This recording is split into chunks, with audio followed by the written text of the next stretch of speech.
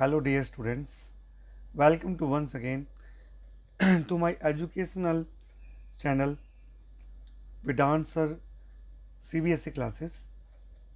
Today we will discuss about the lesson structure of the atom, which is the chapter number 4 of the class 9 science NCERT e-book.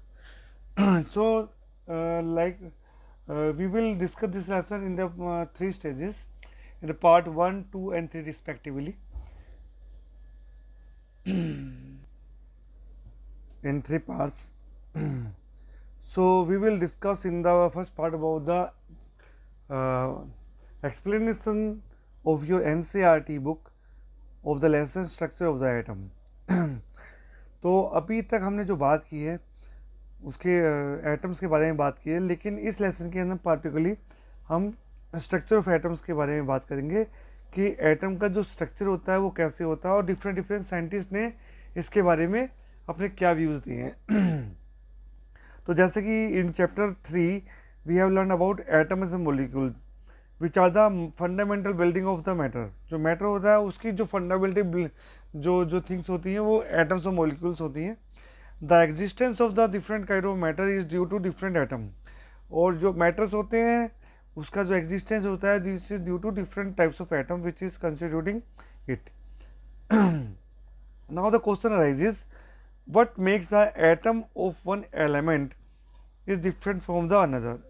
अब हमारे को question ये उठता है कि एक जो प्रकार के जो एटम्स होते हैं वो दूसरे प्रकार के एलिमेंट के एटम से डिफरेंट कैसे होते हैं.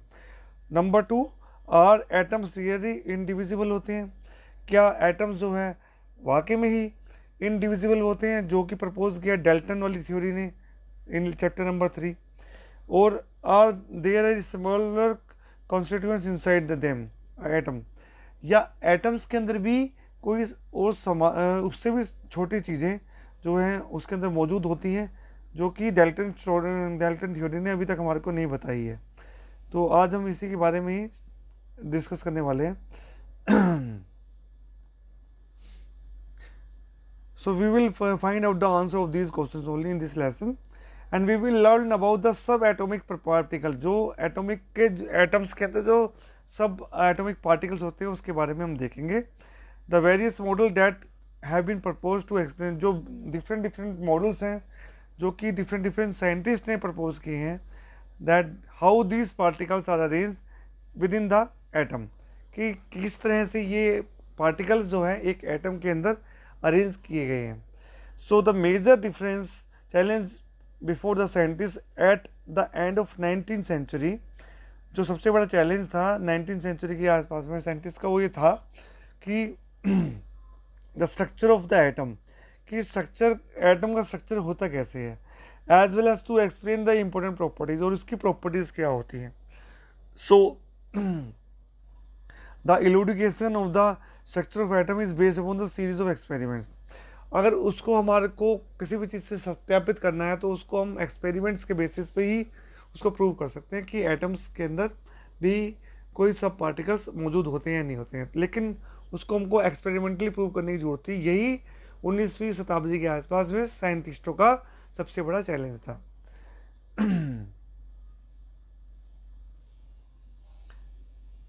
तो सबसे पहले है चार्ज पार्टिकल ऑफ मैटर.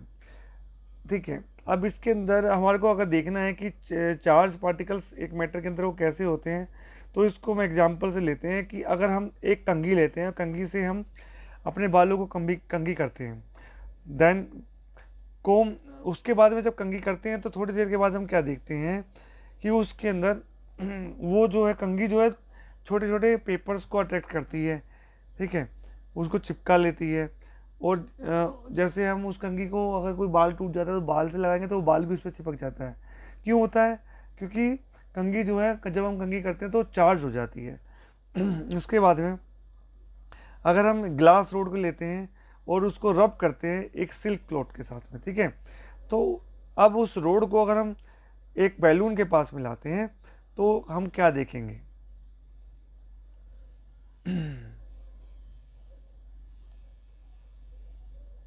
इससे जो एक्टिविटी है उससे हम कंक्लूड कर सकते हैं कि on rubbing two object together जब हम दो ऑब्जेक्ट्स को आपस में रब करते हैं तो वो इलेक्ट्रिकली चार्ज हो जाते हैं। Where does this answer is the question can be, सबसे पहली बात तो कि ये चार्ज आया कहाँ से, रब करने से। और दो क्वेश्चन जो है वो उसको हम आंसर कर सकते हैं bye knowing that atom is divisible and consist of charge particle. हम इसको इस तरह से जान सकते हैं कि एटम को हम अगर अगर वो चार्ज हो रहा है तो इसका मतलब है कि एटम जो है डिविजिबल भी है और उसके अंदर चार्ज पार्टिकल भी होते हैं, तभी तो वो चार्ज हो जाता है। तो यानी कि इसका मतलब एटम को भी फर्दर उसके अंदर भी कोई अदर सब पार्टिकल्स होते हैं जिसकी वजह से वो चार्ज हो रहा है और एक वो चार्ज पार्टिकल की तरह बिहेव कर रहा है। Many scientists contributed in revealing the presence of charged particle in the atom. बहुत सारे साइंटिस्ट हैं जिन्होंने कंट्रीब्यूट किया है कि एटम के अंदर चार्ज पार्टिकल्स होते हैं। इट इज़ नोन बाय 1900, 1900 के आसपास आते आते atom was indivisible particle. Atom जो था वो क्या था, इनडिविजिबल पार्टिकल था, which is propose by Dalton theory, but contain at least one सब एटोमिक पार्टिकल। लेकिन उसके अंदर एक सब एटॉमिक पार्टिकल था जो कि 19वीं शताब्दी तक साइंटिस्टों ने इसको जान लिया था। The electron is identified by J Thomson. एक जे थॉमसन करके एक साइंटिस्ट हैं जिन्होंने सबसे पहले जो है इलेक्ट्रॉन के बारे में हमारे को अपनी थ्योरी दी थी। Even before the electrons were identified by E Goldstein. एक ई गोल्डस्टन करके एक साइंटिस्ट थे जिन्होंने 1886 के अंदर, ठीक है, कितने 1886, मतलब कि ये बहुत नज़दीक की बात है, 1886 और 1900, ठीक है, यानी कि 1900 तक आते आते इतना पता लग गया था कि एटम्स के अंदर भी कोई ना कोई सब पार्टिकल्स मौजूद होते हैं, ठीक है। तो ई गोल्डस्टन क्या कर रहा था, उन्होंने डिस्कवर किया था the presence of new radiations in a gas discharge and called the canal ray. These rays are positively charge. जो ये रेज थी वो पॉजिटिवली चार्ज रेडिएशंस थी which ultimately lead to discovery of sub atomics particle. और इसी raise की वजह से ही हमारे को पता चल पाया था कि एटम्स के अंदर भी सब एटॉमिक पार्टिकल्स होते हैं। So this rays can are positively charge. जो ये रेज थी वो पॉजिटिवली चार्ज थी which ultimately lead to discovery of another subatomic particle. This subatomic particle has no charge. इस subatomic particle का कोई चार्ज नहीं था, which is equal in magnitude but opposite in sign. जिसका मैग्नीट्यूड तो सेम था लेकिन उनके जो साइंस थे वो अलग थे। जैसे एक का पॉजिटिव है तो दूसरे का नेगेटिव था, ठीक है। The mass was approximately 2000 time as that of electron. और जो इसका मास था वो 2000 टाइम्स था इलेक्ट्रॉन से। It was given the name proton. तो प्रोटोन के बारे में इन्होंने बताया कि प्रोटोन को उसके अंदर क्या था कि दो पार्टिकल्स थे जिसका एक मास तो दोनों का सेम था, जो चार्ज तो था सेम, ठीक है, चार्ज दोनों का सेम था। अगर एक पॉजिटिव था तो दूसरा नेगेटिव था, ओके। लेकिन उनका मास में डिफरेंस था। जैसे कि जो प्रोटॉन था वो इलेक्ट्रॉन से 2000 टाइम्स जो ज़्यादा उसका मास था, ठीक है। तो प्रोटॉन का जो मास है वो इलेक्ट्रॉन से ज़्यादा था, ठीक है।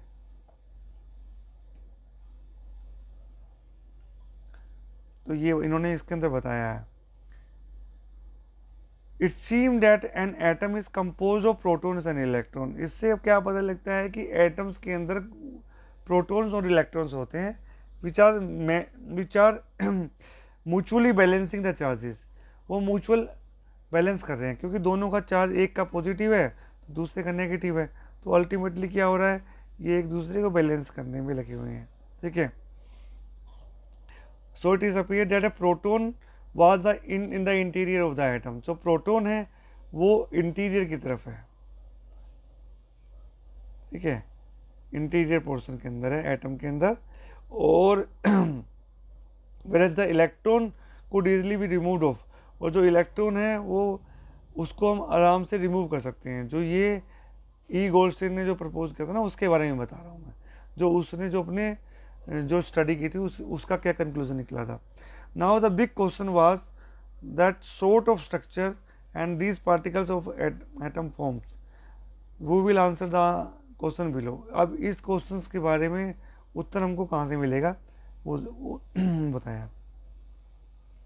अब हम बात करेंगे एक्टिविटी 4.2 के बारे में, which state the structure of a atom.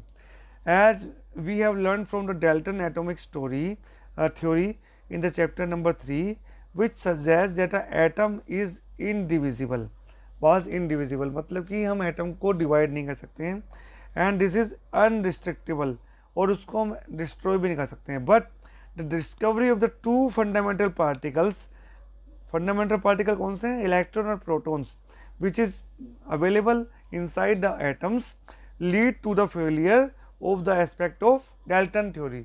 सो यहाँ पर आकर डाल्टन थ्योरी फेल हो गई, क्योंकि इस थ्योरी के थ्रू किसी भी एटम के अंदर इलेक्ट्रॉन और प्रोटॉन मौजूद हैं, जबकि डाल्टन ने क्या बोला था कि एटम्स आर इनडिविजिबल पार्टिकल्स। तो यहाँ पर इसकी ये थ्योरी डाल्टन वाली थ्योरी जो है फेल हो जाती है, which is given in chapter number 3। सो ये फेलियर है इसका डाल्टन थ्योरी का। It was considered necessary to know how electrons and protons are arrange within the atom. अगर हम इसके स्ट्रक्चर अरेंजमेंट की बात करते हैं, स्ट्रक्चर की बात करते हैं एटम्स की, तो हमारे को ये जानना बहुत ही ज़रूरी है कि इलेक्ट्रॉन्स और प्रोटॉन का अरेंजमेंट क्या होता है with in the atom. For explaining this many scientist suggested various atomic model, और इसी को एक्सप्लेन करने के लिए बहुत सारे साइंटिस्टों ने अपने अपने एटॉमिक मॉडल्स जो है दिए। J.J. Thomson was the first to propose the model for the structure of atom, और इसके अंदर जो सबसे पहले जो मॉडल दिया था वो J.J. थॉमसन नाम के एक साइंटिस्ट ने दिया था, जिसने एक एटम की अंदर की संरचना के बारे में हमको बताया था। तो थॉमसन मॉडल ऑफ एटम क्या है, which is given in activity 4.21।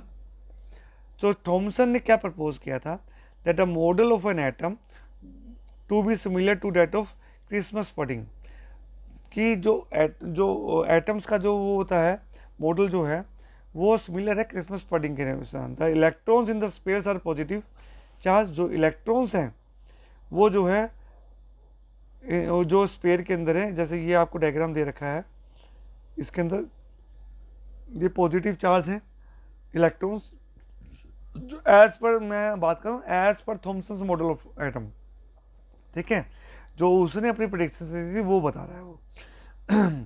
Christmas pudding, we can also think of the watermelon, जो वाटरमेलन होता है उसको कंपैरिजन किया था एक एटम के स्ट्रक्चर को।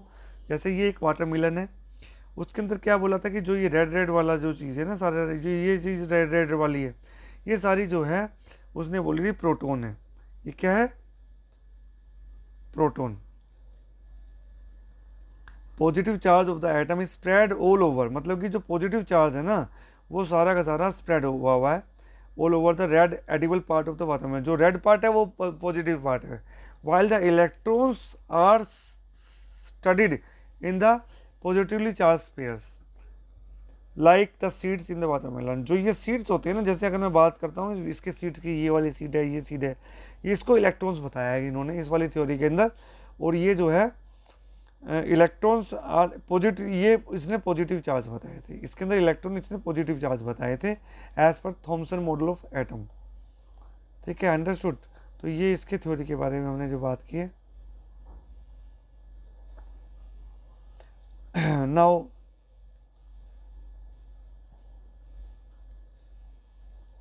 थॉमसन ने क्या प्रपोज किया था कि N atom is consist of positively charge sphere, atom के अंदर पॉजिटिवली चार्ज स्फीयर होता है और इलेक्ट्रॉन उसके अंदर ही मौजूद होते हैं। The negative and positive charge are equal in magnitude, ये बात J.J. थॉमसन ने ही प्रपोज की थी कि जो मैग्नीट्यूड होता है वो पॉजिटिव एंड नेगेटिव चार्ज वो इक्वल होता है but opposite in size. So the atoms is वोला इलेक्ट्रिकली न्यूट्रल, इसकी वजह से ही एटम जो होता है इलेक्ट्रिकली न्यूट्रल होता है, क्योंकि एक पॉजिटिव है एक नेगेटिव है, तो वो आपस में बैलेंस कर देते हैं। Although Thomson model explained that atoms are electrically neutrals, the result of experiment carried out by other scientists, और इसी रिजल्ट को दूसरे साइंटिस्टों ने भी टेस्ट किया था, could not explain by this method, जो कि इस मॉडल से उसको एक्सप्लेन नहीं कर पाए थे। ठीक है, अब उसके बाद में जो आया था रदरफोर्ड मॉडल ऑफ एटम आया था, उसके बारे में रदरफोर्ड एक साइंटिस्ट था जिसने एटम्स के एक मॉडल प्रोड्यूस किया था। तो Rutherford was interested in knowing how electrons are arranged within the atom. जो रदरफोर्ड बहुत इंटरेस्टेड था कि इलेक्ट्रॉन्स कैसे मौजूद होते हैं किसी भी एटम के अंदर। Rutherford design an experiment for this, और रदरफोर्ड ने इसके लिए एक एक्सपेरिमेंट को भी डिजाइन किया। In this experiment fast moving alpha particles are made to fall on a thin gold foil. जो अल्फा पार्टिकल्स हैं उसको गोल्ड फॉइल के साथ में स्ट्राइक किया।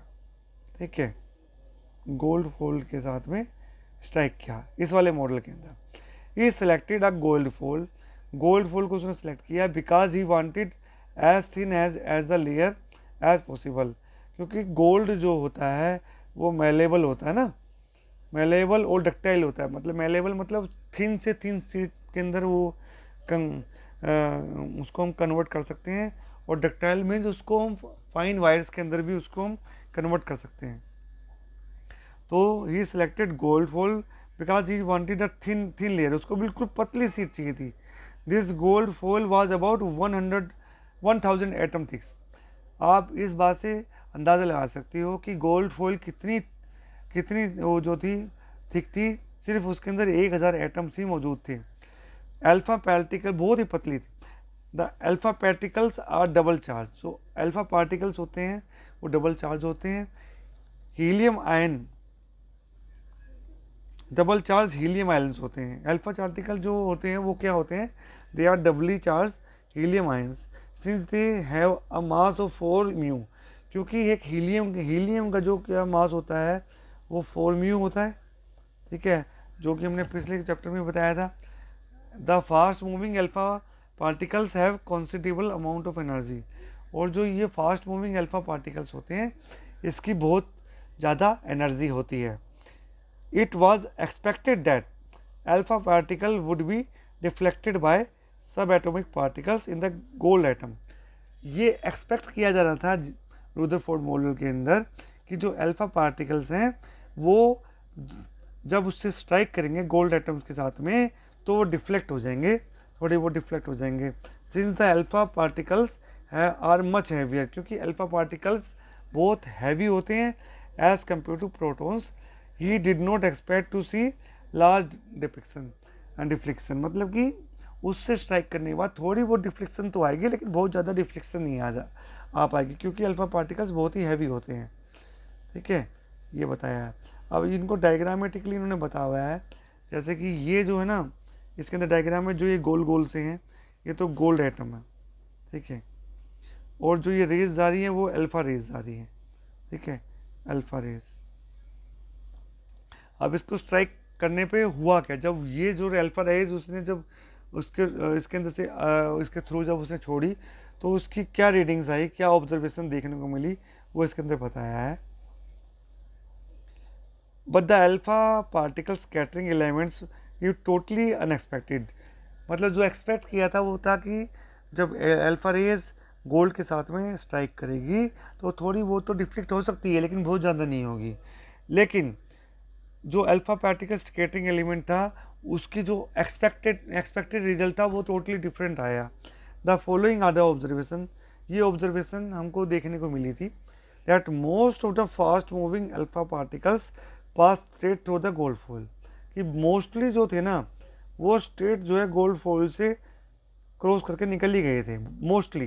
ठीक है, ये अल्फा रेज है, ये गोल्ड है, इसके अंदर से स्ट्रेट बिल्कुल स्ट्रेट निकल गए। Some of the alpha particle are deflected, कुछ थोड़ी बहुत डिफ्लेक्टेड भी होगी, कोई ऐसे चला गया या कोई ऐसे चला गया, थोड़ी बहुत डिफ्लेक्ट भी हुई है स्ट्राइक करने के बाद में। सरप्राइजिंगली एक चीज़ बड़ी सरप्राइज देखने को मिली that 1 of every 12,000 particles appear to be rebound मतलब एक जो है रे ऐसी थी जो टोटल 12,000 के अंदर से एक ऐसी रे थी जो कि जो जब इसके अंदर स्ट्राइक करती है तो वो रिबाउंड मतलब कि बैक आ जाती है, ऐसे गई और ऐसे आ गई। तो ये बड़ा स्ट्रेंज लगा कि ये ऐसा हुआ क्यों कि वो रिबाउंड होकर चली गई। तो in the world of Rutherford the result was almost incredible। ये रिजल्ट बहुत इनक्रेडिबल था। as if you fire a 15-inch cell in a piece of tissue paper and it come back and hit you। मतलब कि अगर हम एक fire करते हैं 15 इंच के सेल को एक टिश्यू पेपर के अंदर, तो वो ऐसे कैसे हो सकता है कि उससे टकरा कर वापस आ जाए। तो इसको देखकर बड़ा इनक्रेडिबल सा रिजल्ट देखने को मिला था। Let us think of one activity in an open field to understand the implication of this experiment. Let the child stand in the front of wall and his eyes closed. Let them throw stones at the wall from a distance। एक बच्चा है जो कि दीवार के थोड़ा दूर खड़ा हुआ है, उसकी अगर हम आंखें क्लोज कर देते हैं और उसको वो एक पत्थर को फेंकता है वॉल के ऊपर एक डिस्टेंस से, सो ही विल हियर साउंड, उसको साउंड सुनने को मिलेगी when the stone strikes the wall. ठीक है, but he repeat this 10 time. अगर वो उस चीज़ को 10 बार अगर रिपीट करता है, he will hear the sound 10 time, तो उसको 10 बार वो आवाज़ सुनने को मिलेगी। ठीक है, but it is a blind folded child were to throw stone. लेकिन ये क्योंकि एक ब्लाइंड फोल्डेड जो चाइल्ड है उसने जो स्टोन्स को जो फेंका है बार बार, उसके अंदर most of the stones would not hit the fencing. बहुत सारे ऐसे स्टोन्स होंगे जो उसको मतलब हिट ही नहीं करेंगे क्योंकि वो देख तो पा रहा नहीं है। सो इसमें साउंड भी नहीं हमारे को मिलेगी। This is because there is lot of gap in the fence and which allow the stone to pass through it. क्योंकि देख नहीं पा रहा तो हो सकता है कि पत्थर इधर उधर लग जाता है और हमको आवाज़ ना सुने। So following a similar reasoning, इसी प्रकार से सिमिलर रीजनिंग जो है रुदरफोर्ड कंक्लूड करता है अल्फा स्कैटरिंग एक्सपेरिमेंट से। जो नंबर 1 कंक्लूजन जो उससे आगे आता है निकल के, वो क्या आता है, that most of the space inside the atom is empty. जैसे ये वाली जो स्पेस है ना, ये सारी एम्प्टी है, तो मोस्ट ऑफ द स्पेस जो है एटम के अंदर खाली पड़ी हुई है, because almost most of the alpha particles pass through the gold fall without getting deflected. क्योंकि उससे अल्फा रोज बड़ी आसानी से आर पार निकल गई और वो डिफ्लेक्ट नहीं किया। तो दूसरा कंक्लूजन क्या था, very few particles was in deflected from there part. बहुत कम ऐसे पार्टिकल्स थे जो अपने पास से डिफ्लेक्टेड हो रहे थे, indicating that positive charge of the atom occupies very little space. इससे क्या मतलब पता लगता है कि बहुत जो पॉजिटिव चार्ज जो एटम्स होते हैं वो बहुत ही लिटिल स्पेस के अंदर एक एटम के अंदर मौजूद होते हैं। Coming to the third point, जो कंक्लूजन क्या था, a very small fraction of alpha particle जो थे डिफ्लेक्टेड किए थे 180 डिग्री। जैसे कि इन्होंने यहाँ पर स्ट्राइक किया, ठीक है, यहाँ स्ट्राइक किया, ये वापस डिफ्लेक्ट हो गया, मतलब कि यहाँ से तो ऐसे आया, यहाँ से डिफ्लेक्ट हो गया। And the mass of the gold atom was considered in a very small volume with in the atom. तो इससे कंक्लूजन क्या निकाला कि जो मेजर जो मास होता है ना, वो एटम के अंदर बहुत ही स्मॉल से पोर्शन के अंदर होता है। ठीक है, बहुत स्मॉल पोर्शन के अंदर, जिससे वो टकरा कर वापस आ रही है। From the data he also calculated that the radius of the nucleus is about 10⁵ times less than the radius of the atom. उसने इससे ये भी कंक्लूजन निकाला कि जो रेडियस जो न्यूक्लियस का है वो 10⁵ टाइम्स स्मॉलर होता है, ठीक है, then the radius of atom. ठीक है, रेडियस ऑफ एटम। ये on the basis of this experiment Rutherford put forward the nuclear model of an atom which had following features. उसके बेसिस पर रुदरफोर्ड ने एक न्यूक्लियर मॉडल बनाया जिसकी ये पुरानी विशेषताएं थी। सबसे पहली विशेषता क्या थी, it is there is a positively charge centre in an atom. ये सबसे पहली बात तो कि उसके अंदर एक पॉजिटिवली चार्ज जो है सेंटर होता है एक एटम के अंदर, जिसको हम न्यूक्लियस बोलते हैं। तो यहाँ से न्यूक्लियस वर्ड का रीजन हुआ था। Nearly all the mass of the atom reside in this nucleus. जो मोस्टली जो एटम जो मास होता है ना वो न्यूक्लियस के अंदर अवेलेबल होता है, ठीक है। एक तो ये कंक्लूजन निकाला। The electrons revolve around the nucleus of the circular part, जो इलेक्ट्रॉन्स होते हैं वो न्यूक्लियस के चारों तरफ ऐसे ऐसे घूमते रहते हैं, ठीक है, ऐसे ऐसे, ठीक है, इस टाइप से। The size of the nucleus is very small as compare to the size of the atom, जो साइज है होता है न्यूक्लियस का वो एटम के साइज से बहुत ही कम होता है। ये कंक्लूजन उन्होंने निकाला था। अब इसके ड्रॉबैक्स क्या थे रूदरफोर्ड मॉडल ऑफ एटम की? देखो, ये जो रूदरफोर्ड मॉडल होता है ना, ये एग्जामिनेशन पॉइंट ऑफ व्यू से स्टूडेंट्स बहुत ही इंपॉर्टेंट होता है। एक तो इसके बारे में पूछा जाता है कि ये है क्या और इसके ड्रॉबैक्स क्या थे, इसके फेलियर क्या थे। तो रूदरफोर्ड के जो ड्रॉबैक्स हैं ये बहुत एग्जामिनेशन पॉइंट ऑफ व्यू से बहुत ही इंपॉर्टेंट है, तो इसको थोड़ा सा आप ध्यान से सुनना। The revolution of electron in a circular orbit is not expected to be stable. जो इलेक्ट्रॉन्स जो होते हैं वो सर्कुलर ऑर्बिट के अंदर उनका जो रिवोल्यूशन जो वो घूमते रहते हैं, क्योंकि वो घूमते रहते हैं ना ऐसे, तो वो कह रहा है कि जो रिवोल्यूशन जो था उसका इलेक्ट्रॉन्स का सर्कुलर ऑर्बिट में वो स्टेबल नहीं है। Any particle in the circular orbit would undergo acceleration, जो भी जो एटम जो भी वो पार्टिकल है ना जो इसमें घूम रहा है वो उसकी कुछ एक्सेलरेशन होगी, क्योंकि उसकी कंटिन्यूसली जो है हर पॉइंट पे उसकी डायरेक्शन चेंज हो रही है, तो उसकी एक एक्सेलरेशन होगी। और जो एक्सेलरेशन होती है चार्ज पार्टिकल वो रेडिएट एनर्जी, जिससे क्या होगा कि चार्ज पार्टिकल की एनर्जी जो है धीरे धीरे रेडिएट होने लग जाएगी। So the revolving electron would lose energy, इससे क्या होगा कि जो रिवॉल्विंग इलेक्ट्रॉन्स होंगे वो अपनी एनर्जी को खोने लगेंगे। And finally fall into the nucleus, और वो धीरे धीरे धीरे जैसे ये न्यूक्लियस है तो जैसे ये ऐसे धीरे धीरे धीरे घूमते घूमते अपनी एनर्जी को लूज़ करेंगे तो धीरे धीरे धीरे धीरे धीरे धीरे न्यूक्लियस में आकर चले हो जाएंगे, क्योंकि वो एक एनर्जी को कंज्यूम कर रहे हैं। This if this was atom should be highly unstable, अगर ऐसा होता रुदरफोर्ड के हिसाब से तो एटम्स जो है वो बिल्कुल अनस्टेबल होते। Hence matter could not be exist in the form, so कोई भी एटम्स, जैसे हमारे भी जो हमारा बॉडी बनी है वो भी एटम से बनी हुई है, सेल्स से बनी हुई है, तो वो भी अनस्टेबल होती और वो एग्जिस्ट नहीं कर पाती। तो रुदरफोर्ड जो मॉडल ऑफ एटम है उसके ये ड्रॉबैक्स थे। सो एटम्स, क्योंकि इसमें अनस्टेबल बताया है लेकिन एक्चुअल में एटम एक स्टेबल चीज़ होती है, सो यहाँ पर इसका ड्रॉबैक आ जाता है। अब उसके फेलियर को किसने रेक्टिफाई किया था? वो किया था बोर्स मॉडल ऑफ एटम में। तो आपको एनसीईआरटी के अंदर ये क्वेश्चन जो आपका एग्जाम में आता है कि जो रुदरफोर्ड जो मॉडल है उसके ड्रॉबैक्स क्या थे, ठीक है, और उसको किसने रेक्टिफाई किया, कौन से साइंटिस्ट ने किया था और कैसे किया था। तो उसके बाद आता है Bohr's model of atom. In order to overcome the objection raise against Rutherford model of an atom, जो ऑब्जेक्शन जो उठे थे रुदरफोर्ड मॉडल को, नेल्स बोर एक साइंटिस्ट था जिसने पुट फॉरवर्ड किया था following postulates about the model of atom, जिसने कि पोस्टुलेट्स दिए थे about the structure of the atom. सबसे पहले उसने क्या बोला था?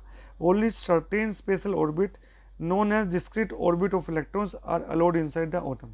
उसने बोला था कि ओनली स्पेशल ऑर्बिट जो होते हैं ना वो ही डिस्क्रीट वो ऑर्बिट होते हैं, एक मतलब एक इलेक्ट्रॉन का एक अपना एक ऑर्बिट होता है जिसके अंदर वो बड़े आराम से घूमता है, ठीक है, उसी ऑर्बिट में वो घूमता रहता है, ठीक है। सबसे पहला तो उसने ये बोला था, जैसे कि ये न्यूक्लियस है तो ये जो है ऑर्बिट है, ये ऑर्बिट है, ये ऑर्बिट है, तो एक इलेक्ट्रॉन जो होगा वो इसी पाथ पे ही घूमेगा, दूसरा यहाँ पर घूमेगा, तो सबका अपना पाथ होता है जिसमें वो इजिली फ्लो करते हैं।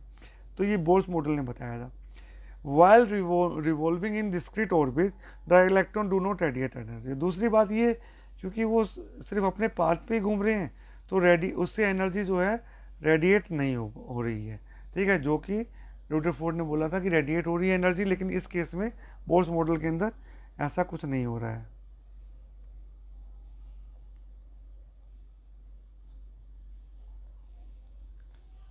सो दीज ऑर्बिट्स और shell are called energy level, और इन्हीं ऑर्बिट्स को या सेल को उसने एनर्जी लेवल बोला। Energy level in an atom is shown in below. देखो जैसे कि इसके अंदर बताइए न्यूक्लियस है, ये पहला ऑर्बिट है, इसको इसने न्यूक्लियस के बाद जो पहला जो होता है उसको उसने नाम दिया के सेल का, ठीक है। जो दूसरे वाला ऑर्बिट है उसको दिया L, तीसरे को दिया M और N। तो यानी कि कौन कौन से सेल, K, L, M और N, ये 4 ऑर्बिट हैं। जैसे इन्होंने बताया कि भाई इलेक्ट्रॉन्स के अपने अपने ऑर्बिट होते हैं, K, L, M, N, उसको नाम दिया जिसके अंदर इलेक्ट्रॉन्स इजीली अपना फील्ड घूम सकते हैं। These orbit और cell are represented by the letter K, L, M, N और the numbers, और इनके जो नंबर होते हैं n इज इक्वल टू 1 2 3 4। जितने नंबर बढ़ते जाएंगे उसी हिसाब से उसके ऑर्बिट बढ़ते चले जाएंगे n के हिसाब से, ठीक है। तो ये जो है बोर्स मॉडल था, ये बड़ा सक्सेसफुल मॉडल उसने दिया था और ये मतलब एग्जिस्ट करता है, ठीक है। अब न्यूट्रॉन्स के बारे में बात करते हैं। In 1932 J Chadwick discovered the sub atomic particle which have no charge. एक जे कैडविक नाम का एक साइंटिस्ट था जिसने कि एक सब एटॉमिक पार्टिकल के बारे में बताया था जिसका कोई चार्ज नहीं होता, and a mass nearly equal to that of proton, ठीक है।